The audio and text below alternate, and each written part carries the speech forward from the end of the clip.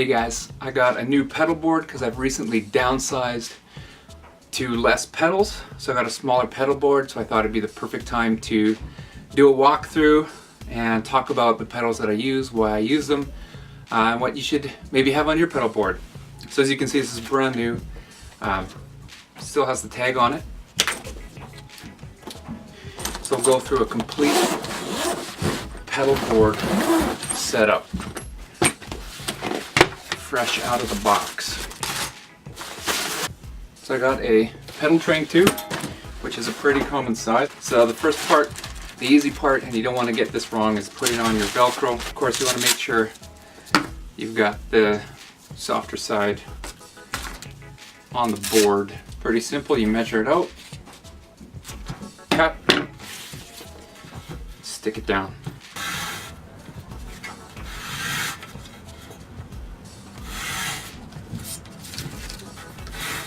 Next, I'm going to mount my power supplies.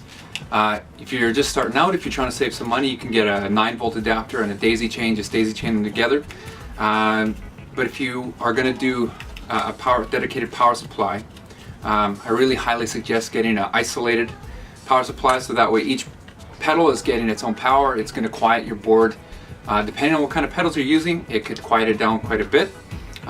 So I'm using I'm using the Pedal Power ISO 5, and then also a Pedal Power Digital, which is specifically made for the bigger Strymon pedals, Eventides, the bigger stuff, the digital ones. So I'm going with the two of these, so let's mount those underneath. I've got a 1/8 bit in my drill here. Just gonna mark out.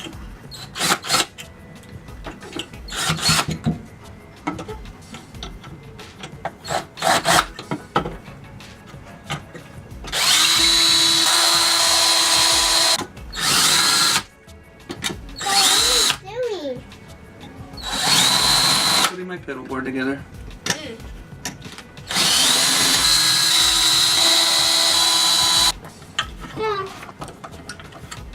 Now that we've got our power on our board, the fun part begins. You want to start putting your pedals on.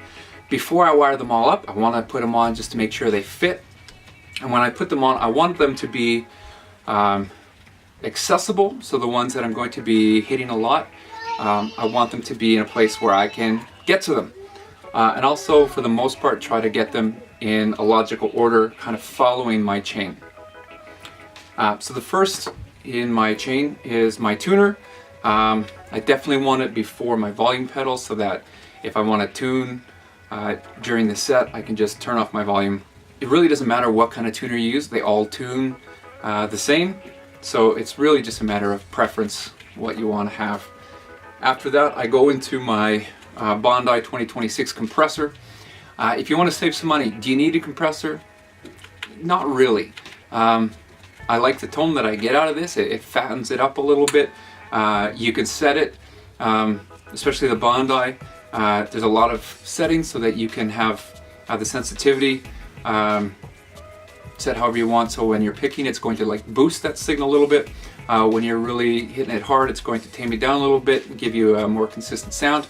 I really like the Wampler Ego as well. It's a great pedal. But next in my chain would be my compressor. From the compressor, I'm going to go into my Boss volume pedal, the FV30H. You'll see the Ernie Ball on a lot of pedal boards. The Ernie Ball is a great volume. I personally have had issues with several of them getting scratchy and things like that. But once again, volume on, volume off is all you need, so it's a matter of preference. So the next in my chain, I'm going to go to my overdrives. When you're thinking of overdrives, especially for worship, you're going to look for some kind of transparent overdrive. Typically, we don't get a lot of distortion in a lot of our worship sets. The first overdrive is my Klon Centaur. A lot of people are wondering, why do you have a Klon Centaur when the Soul Food sounds exactly the same? And the real reason is because I just wanted to own it. It's one of those pedals I'm going to own for a while and enjoy it, and then I'll swap it out for maybe a KTR, maybe a Klon, or another clone like a Soul Food or something like that. But for now, I've got the Klon. I enjoy it. It's fun to play, and people always ask me about it. My second drive, which you don't need a lot of drives. I used to have 6. Right now I'm running 2. If you've got a drive channel on your amp and you want to save some money, just use a drive channel on your amp. My second drive though is a Mulholland drive. It's another transparent drive.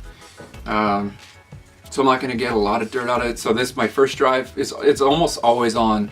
My Klon, my compressor is always on. My Klon is almost always on. And then I'll use my Mulholland for more lead tones. I've got a little bit more dirt on it, a little more gain on it, and that's my second drive. Usually just for the more driving songs, for solos, that kind of thing. Out of my drive, I'm going into my timeline delay. When you're doing your chain, you want to think about how it's going to affect the next pedal. So when you're thinking about where you put your delay, do you want to have your delay and then every repeat to get that overdrive onto the repeat, so you're building drive on every repeat? Or do I want my drive to come in here and then that signal to be repeated? And I way prefer that. You can do it however you want, but that's kind of the standard way. That's the way I do it.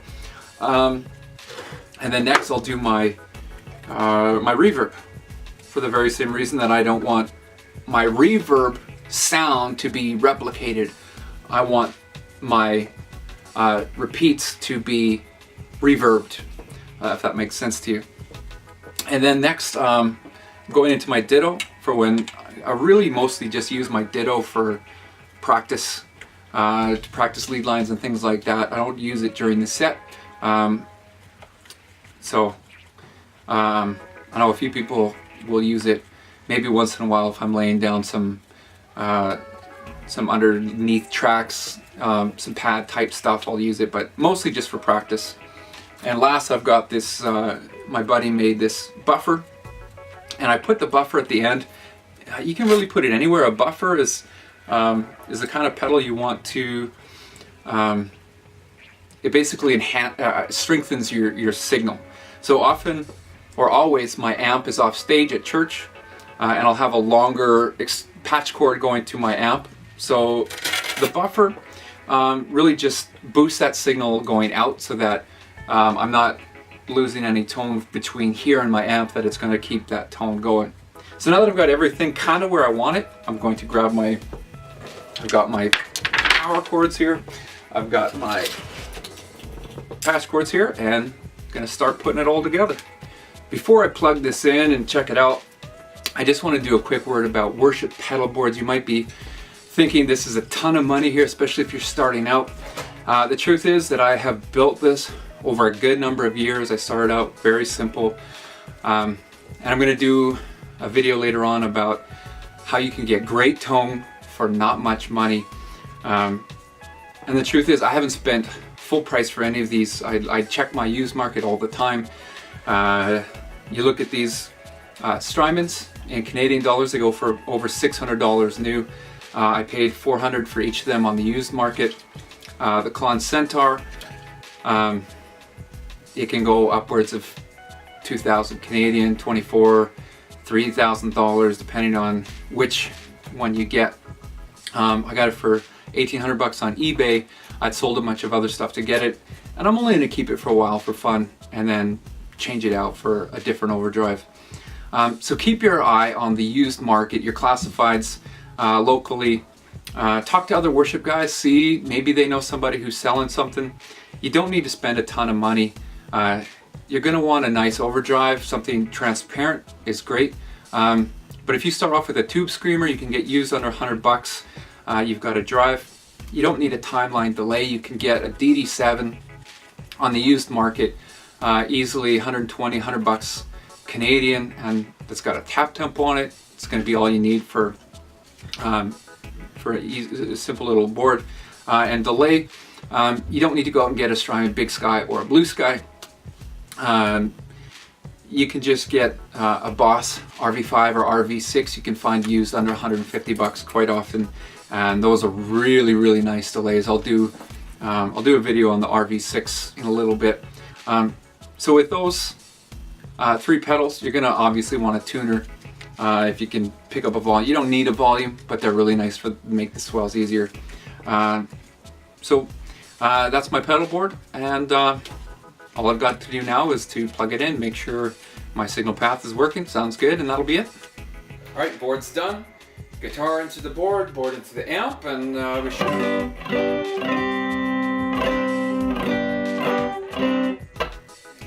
sure all the pedals are working.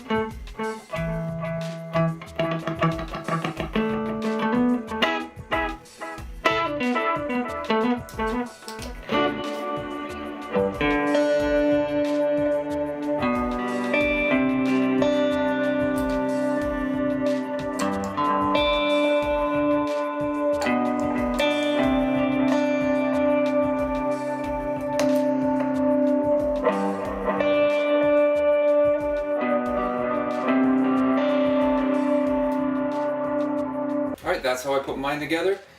If this was helpful, like, subscribe to my channel. Thanks for watching, and we'll see you next time.